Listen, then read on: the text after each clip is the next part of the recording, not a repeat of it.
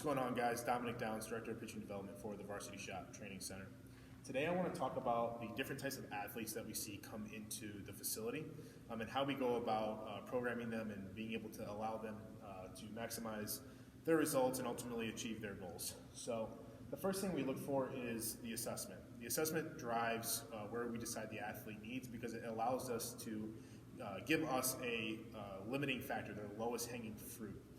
So we'll see where they're at from a strength standpoint on our strength baseline in a throwing assessment and see where their velocity's at.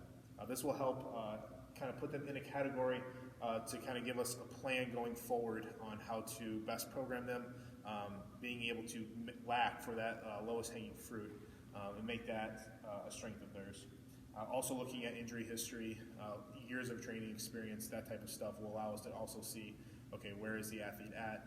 What are his goals? Where does he need to go to? And then having an honest communication with him on where he needs to be and what it's going to take to get to the level that he wants to play at.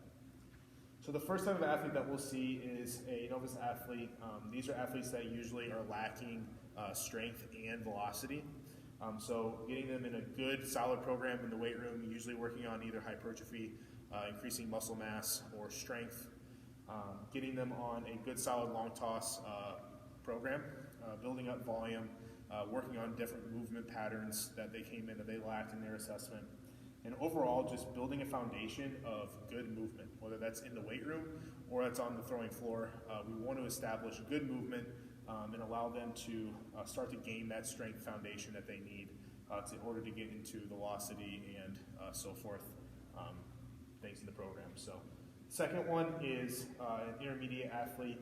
This is usually an athlete that has decent strength, but is still lacking the velocity piece of it, whether that's due to poor mobility or just poor movement in general. These athletes will usually be on a skill focus, so really working and putting a lot of the training economy into working on movement patterns, working on moving better, and building that skill acquisition in order to transfer force appropriately to the baseball. In the weight room, we'll usually see an increase and decrease in intensity in the weight room. So this will be, if the athlete is strong and really has a good foundation, we can put them on velocity-based training and get there and start working on power more.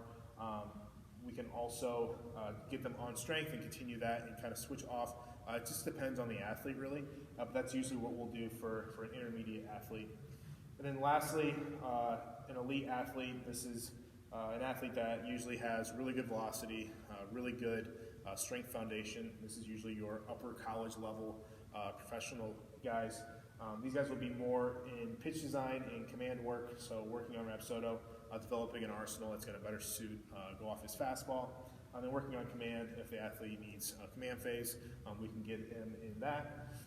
Good movement and strength in the weight room. Again, depending on where he's at, usually these are guys that are typically very strong.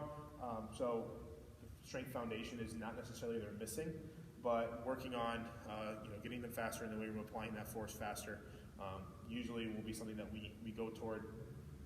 But all these athletes, these are different categories, but again, it kind of derives off of the assessment, and we can kind of get them on a program that's going to best suit their needs.